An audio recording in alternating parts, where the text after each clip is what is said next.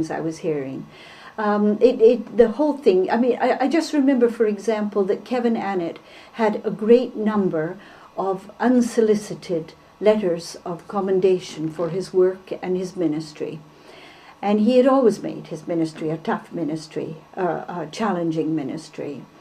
And I think that all these letters had come in, and not one of them was allowed to be read. I believe Mr. Jessamine said, people here can read for themselves, these letters don't need to be read. But isn't it interesting that at the end of that hearing, Mr. Jessamine didn't have the same philosophy at all? Because when they solicited letters against Kevin Annett, and we know this from a person who phoned in from Manitoba, when they solicited these letters, all of those were read and put on the record. You know, for centuries, people have had three basic rights under common law. Those are, the first is the right to no charges being brought against you. The second, the right to face your accusers. And the third, the right to a trial before your own peers. Now, all three of those rights, called natural law, were totally denied me by that proceeding that threw me out of the United Church altogether as a minister. To give you an example of that, I was never told what the charges were against me. They repeatedly said, there are no charges against you. I asked to face my accusers. I said, who are the people who brought these concerns to you about my ministry? They refused to tell me who they were. And finally, when I'm appearing before that delisting panel, they weren't in any way my peers. They weren't people who I knew. They were three hand-picked individuals who were actually friends and associates of one of the men who had me fired, Brian Thorpe. I feel it will remain a very black mark against the United Church of Canada.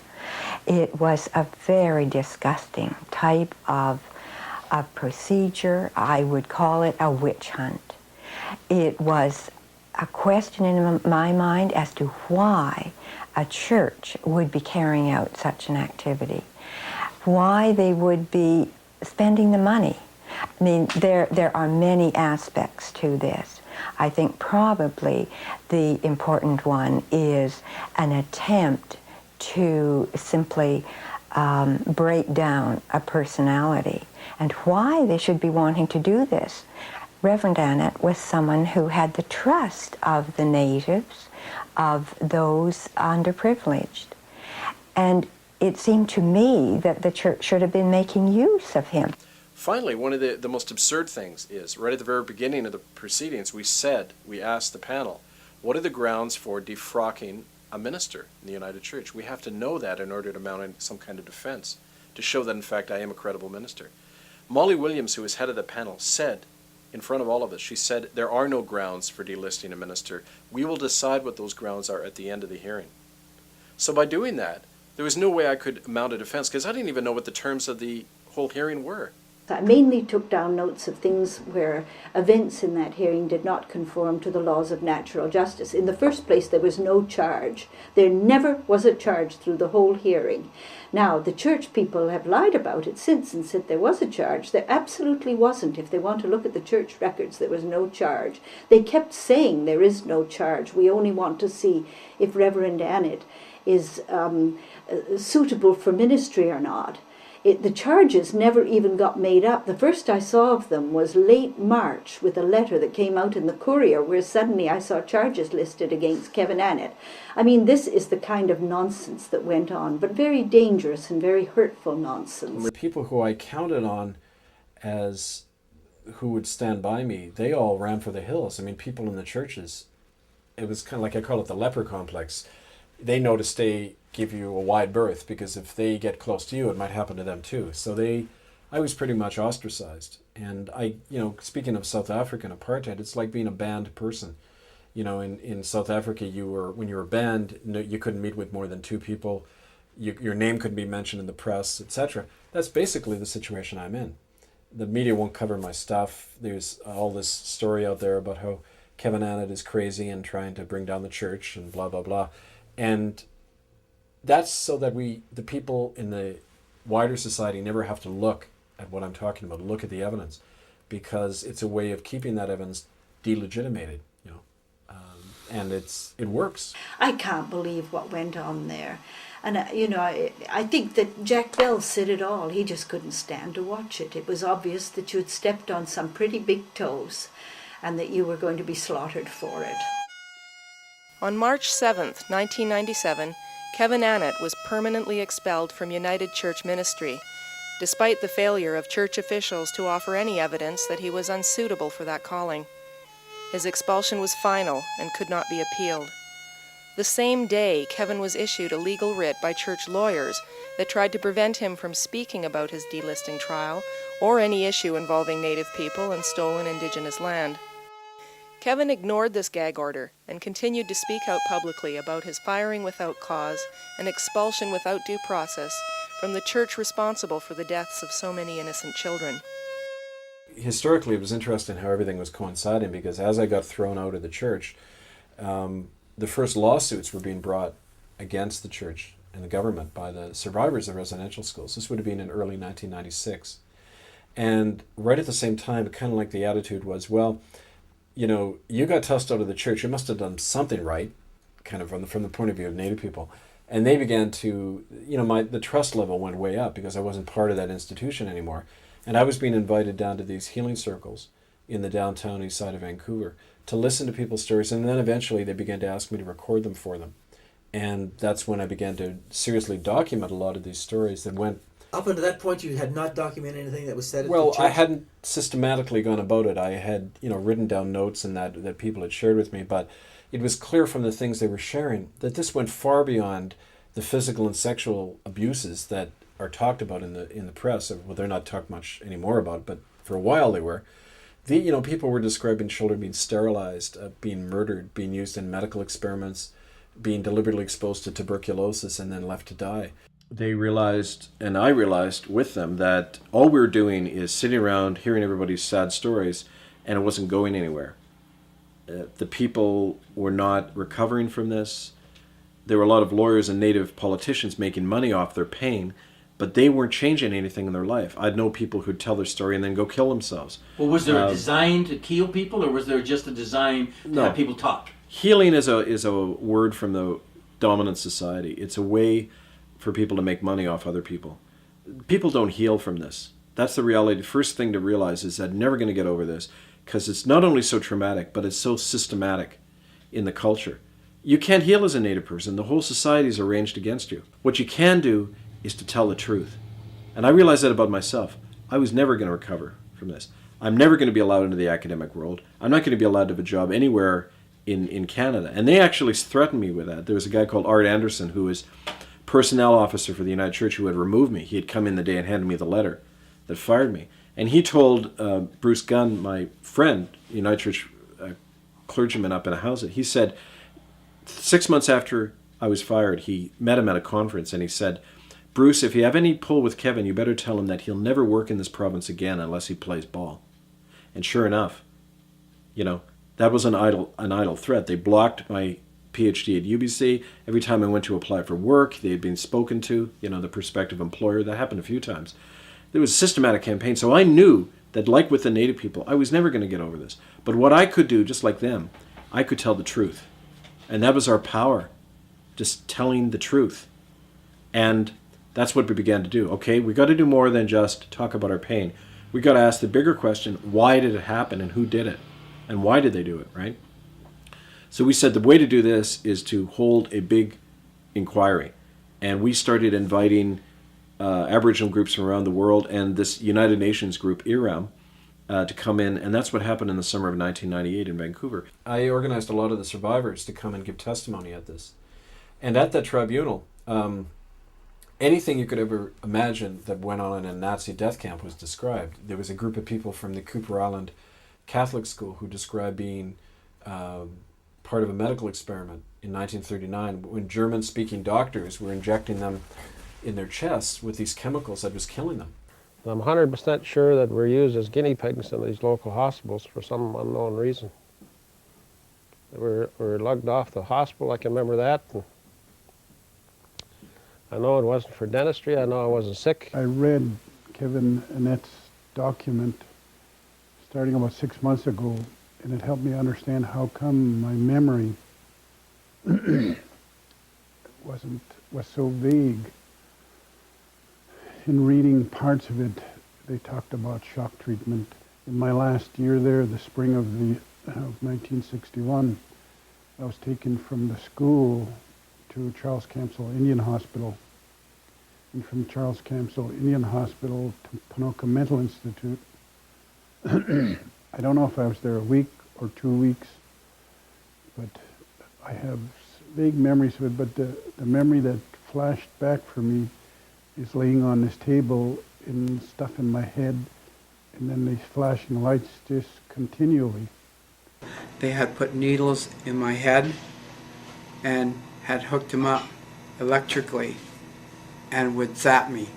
At that time, my arms were put in a chair and locked in so I couldn't move. And my head was put on a brace in the back so I could not, I was like this, I couldn't move. And I can't tell you how long they had done it. All I remember is that I still, to this day, I still get a, like my brain will still have that kind of a kick from it, right? Right. And they had done a lot of bad things by putting medications in the food while I was in the dark room, bringing the food in, and you had to eat it, and if you didn't eat it, then if you threw it up into a bag, they'd put it on the plate again and make you eat it.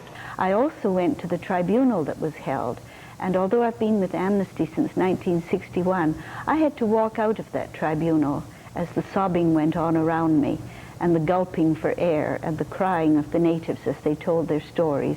And I couldn't imagine, Canadian men, policemen, fathers and grandfathers going in and taking children out of the arms of native parents and putting them on a gunboat and taking them to these schools like Port Alberni.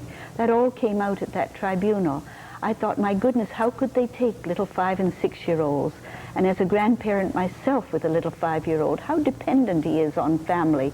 How could they take those children to these schools where at best they were treated with indifference, but as we know, so much worse went on there. We've had Chief Harry Nice, we've had Chief Joe Gosnell, we've had Chief Ernie Craig sitting in this room with tears in their eyes describing it to me themselves on television. Mm-hmm. I mean, it happened. We know it happened, and it happened in our lifetime, right? That's It's not 150 years ago. Was there proof, though? Like Nazis... Scars. They showed me the scars, and they also... Anything written down? Any doctors write down that they went to it? I did find documents in the Indian Affairs Archives describing these doctors, and how what was interesting was the order that was running the school, a Catholic order called the Montforts. As soon as some children escaped from these experiments, they went to the local, their families. The local police refused to return the children to the school because of these horror stories they were hearing. The next day, all the Montfort brothers resigned. They were just taken right out of there. And the Oblates come in to replace them. So there was something very odd going on, and a number of the children died, and I found the death records and everything. So there was that kind of stuff going on. Well, did the tribunal ask for proof, written proof? Or did they accept the oral proof? Well, they had both. They had the oral proof, and they also had the corroborating proof that this stuff was going on. They also subpoenaed the government and the churches and the RCMP to come and answer questions, because ultimately they're the ones with the evidence, the documentation of this. And every single one of them, from Jean Chrétien right on down, they just refused to come. They never answered or anything. But other things were described, the sterilization hospitals. Women showed up who described being sterilized simply because they were Indians and wouldn't go to church. Were there any white people that gave testimony as to this happening? There was a couple of staff members from the Alberni school who gave testimony, Caucasian staff members. And they confirmed everything and more than what the people were saying. So what was the results? What did the tribunal do? Well, the result of the tribunal was they sent a report to the United Nations to Mary Robinson, was High Commissioner for Human Rights in Geneva at the UN office there. And they sent a report to her. I sent 14 hours of videotape plus all of the documentation and affidavits and everything to her office. We never heard a thing. Never got back to us. And a couple of years later, I learned that it was because of pressure that Canada brought to bear at the UN to keep this issue under the wraps, basically. How could Canada do that? You mean Canada can influence the United Nations? Well, it has a lot of pull. For example, at the time, the General Secretary's assistant was a woman, Denise Frechette, who was a career civil servant from the Department of National Defense in Ottawa, and she was the one at the UN setting the agenda of all these different, divisions and committees at the UN. So it would have been easy for her and others to keep this off the agenda. As an arm of the Canadian government, the United Church of Canada has led this attack against Kevin Annett and his work, with the active support of covert operatives of the Royal Canadian Mounted Police. Cooperation between the RCMP and United Church in this silencing campaign against Kevin Annett began as early as June 4, 1996, when church official John Siebert wrote to Sergeant Paul Wilms of the RCMP's E Division in Vancouver to share confidential information about Kevin, after he had spoken out in the media about the deaths of children in United Church Indian residential schools. That same month, Sergeant Wilms used this information to confront and threaten Kevin if he did not stop making public allegations of murders in residential schools. When Kevin refused to stop investigating residential school crimes, this joint harassment campaign against him by the United Church and the RCMP intensified. Between 1997 and 1998, church officials sabotaged Kevin's doctoral program of studies at the University of British Columbia by blocking funding for him, which forced Kevin to withdraw from the program. One of Kevin's professors admits having been spoken to by RCMP officers about what they called the dangerous nature of Kevin's research into United Church residential schools. Yet by far the most serious attacks on Kevin Annett and his supporters came in the wake of the historic tribunal into residential schools that Kevin organized in June of 1998 in Vancouver.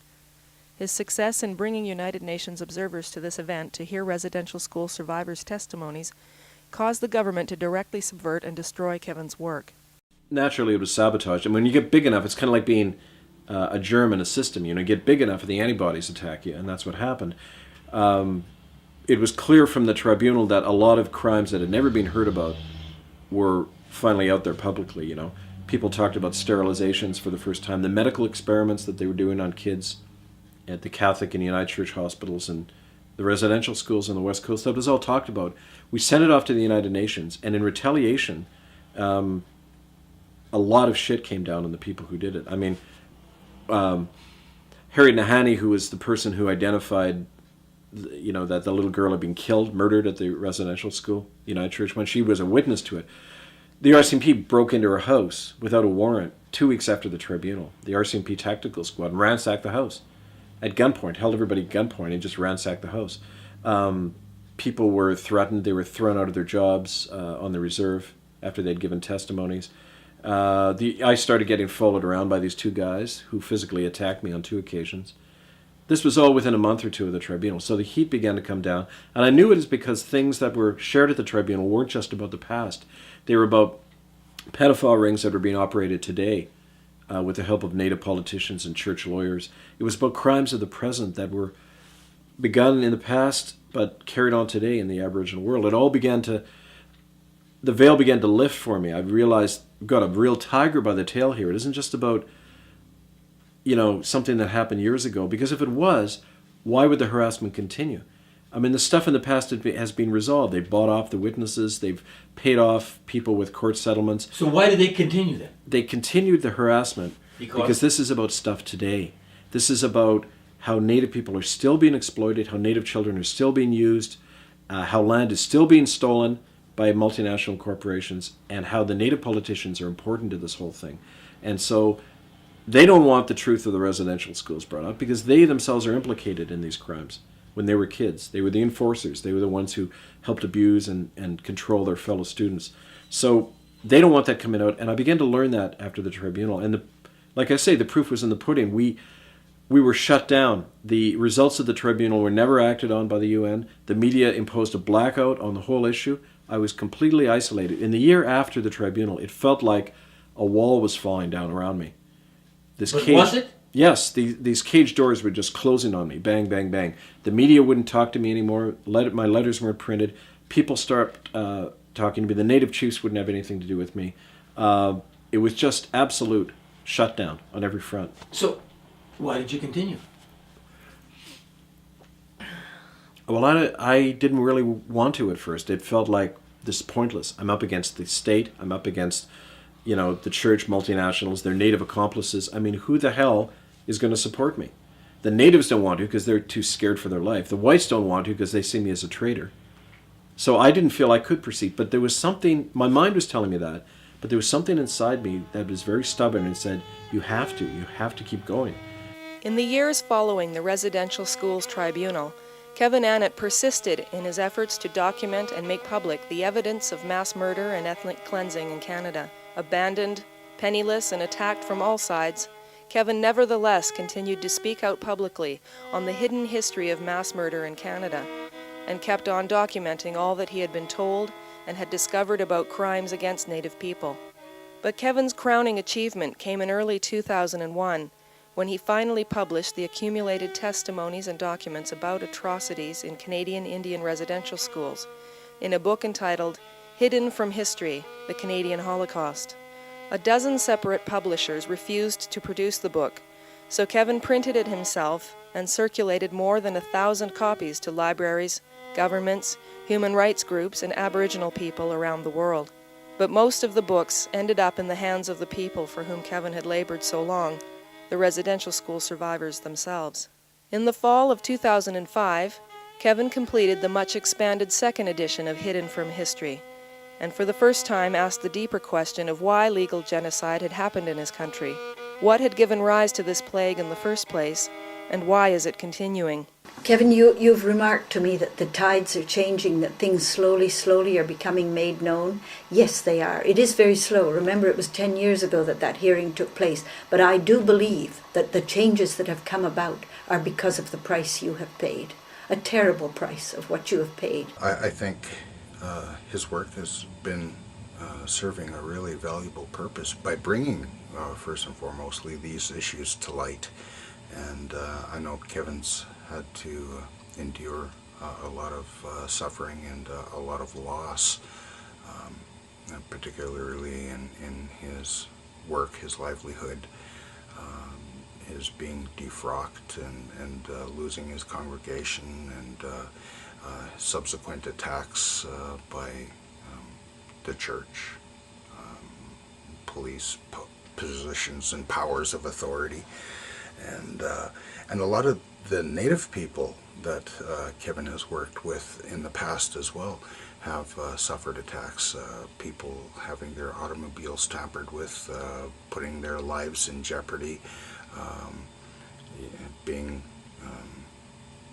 attacked and under constant surveillance by hostile occupational forces such as the RCMP. Let's fire Kevin Annett if he doesn't have a job.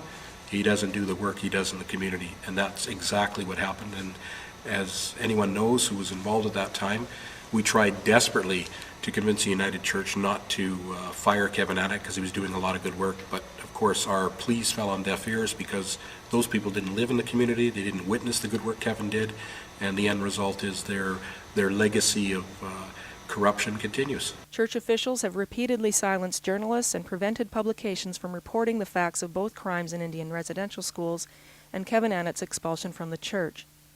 In January of 1999, the globally acclaimed magazine The New Internationalist ran a brief article on Kevin Annett and genocide in Canada.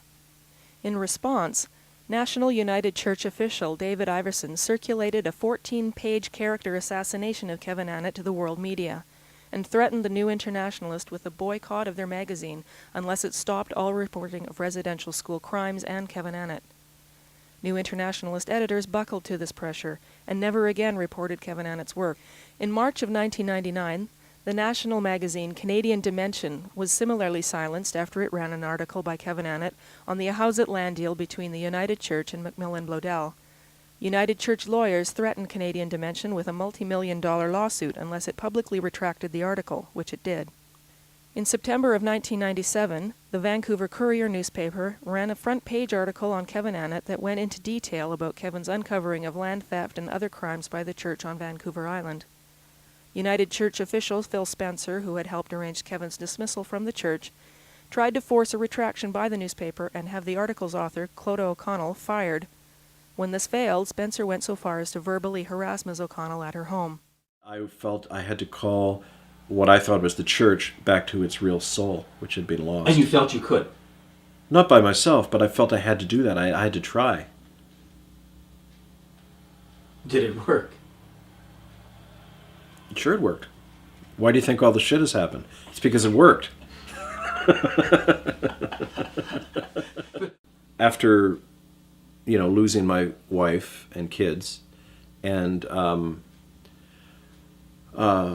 trying to re-educate, trying to get a PhD, and then having that blocked, being unable to support myself, having to save my dimes and nickels every week to have enough money to go on the bus to see my kids for 2 hours, having to eat off plates in the university, other people's food, so I wouldn't have to buy dinner, so I'd have enough bus fare to see my kids. That